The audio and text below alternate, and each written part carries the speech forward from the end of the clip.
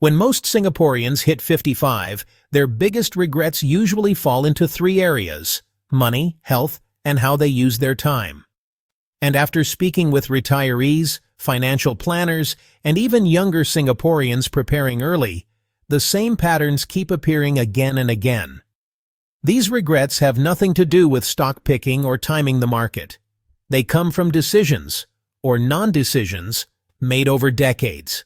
If you're below 55, this video is your early warning.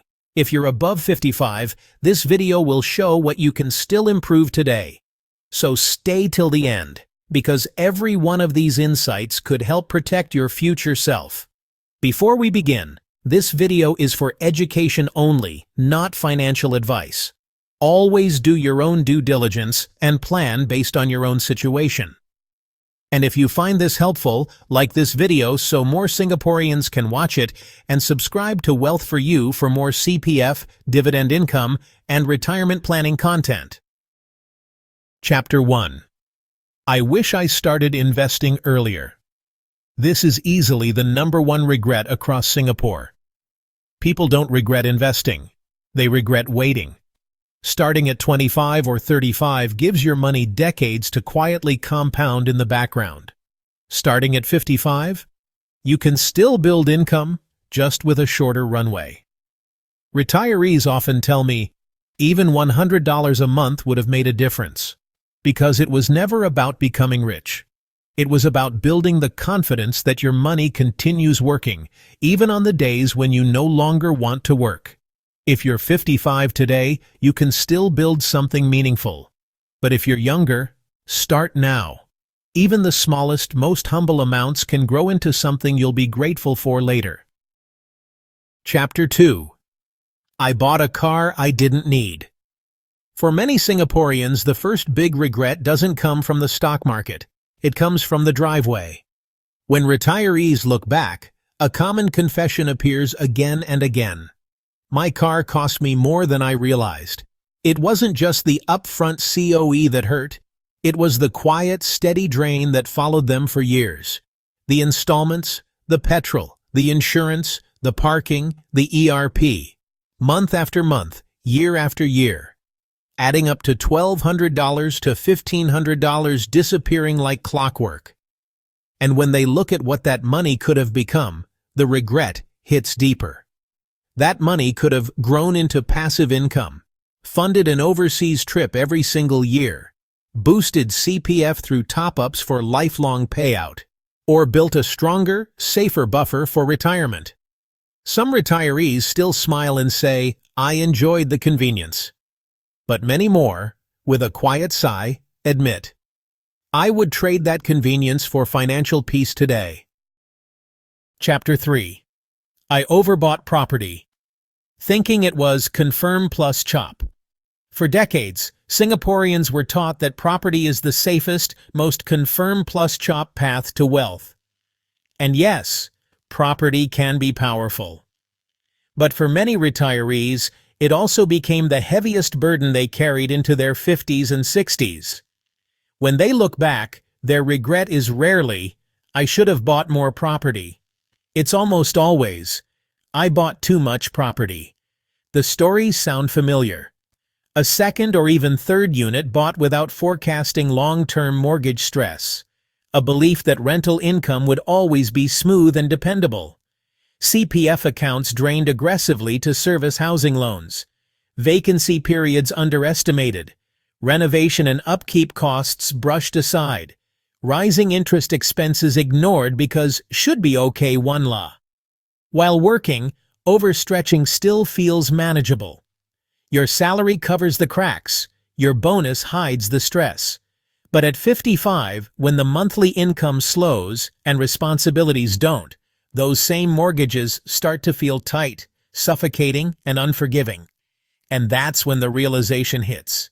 It was never about the size of the condo, the number of units, or the shiny capital gains.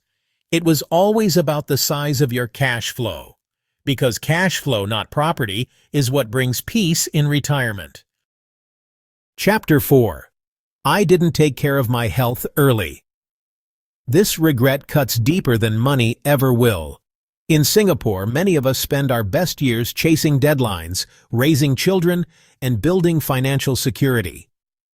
But in the process, we quietly sacrifice the one thing that makes all of that worth it: our body.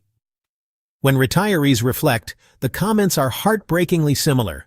I should have walked more. I took my energy for granted.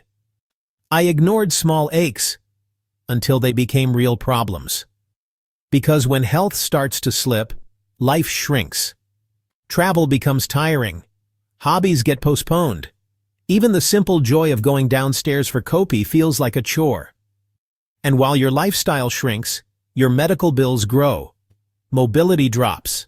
Energy drops. Confidence drops. That's when many retirees realize the truth. They wish someone had told them earlier.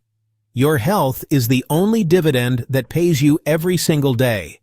And just like money, it compounds, for better or for worse. The earlier you invest in it, the richer your life becomes later. Chapter 5. I waited too long to travel. This is one of the most emotional regrets I hear from retirees, the quiet sigh that follows the sentence. I waited until retirement to travel, and now my body cannot keep up. We spend decades saving, sacrificing, delaying. We tell ourselves, one day I'll go, waiting for the right time, the right finances, the right stage of life. But by the time the kids are grown, the career slows down, and the bank account finally feels comfortable. Your knees, your back, your stamina may no longer match the dreams you once had. Many retirees admit they would have traveled more if they could turn back time. Not big exotic trips, just the simple joys. A weekend in JB, a foodie escape to Penang, a slow, peaceful morning in Chiang Mai.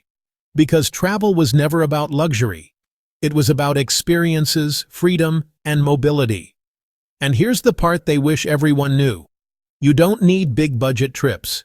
You just need the energy to enjoy them. And that energy sadly comes with an expiry date. Chapter 6. I didn't build passive income early. Among all the regrets, this is the one that quietly connects everything about retirement in Singapore. Many retirees spent decades building savings, but they never built income. And here's the hard truth: they only realize at 55 or 60. Savings shrink. Income regenerates.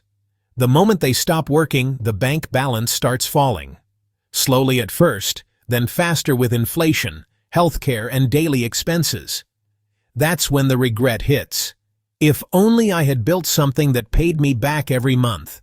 Because even a simple $600 to $1,000 a month from dividends, CPF LIFE payouts, REIT distributions, T-bills, or rental income can change everything. Not in luxury, but in peace of mind. Passive income is never about living like a king. It's about waking up on the first day of every month knowing, I don't need to worry about every bill anymore. And that kind of peace, you can't buy it suddenly at 55. You can't rush it. You can't shortcut it. It has to be built, slowly, steadily, years before you ever need it. Final thoughts. Regrets you can still avoid. Whether you're 35, 45, or already 55, these regrets are not just reflections of the past. They're warnings. And more importantly, they're second chances. You cannot control yesterday, but you can absolutely shape tomorrow. Invest earlier, so your future self has breathing room. Avoid heavy commitments that steal your freedom. Protect your health, because no amount of money can buy back your energy. Travel while you still have the strength to enjoy it. And above all, build income, not just savings, because income gives dignity, choice, and peace. If this video helped you reflect or plan your next chapter, like this video so more Singaporeans can avoid these same mistakes. And subscribe to Wealth for You for more content on Singapore retirement, CPF, dividend income, and building a cash flow rich life.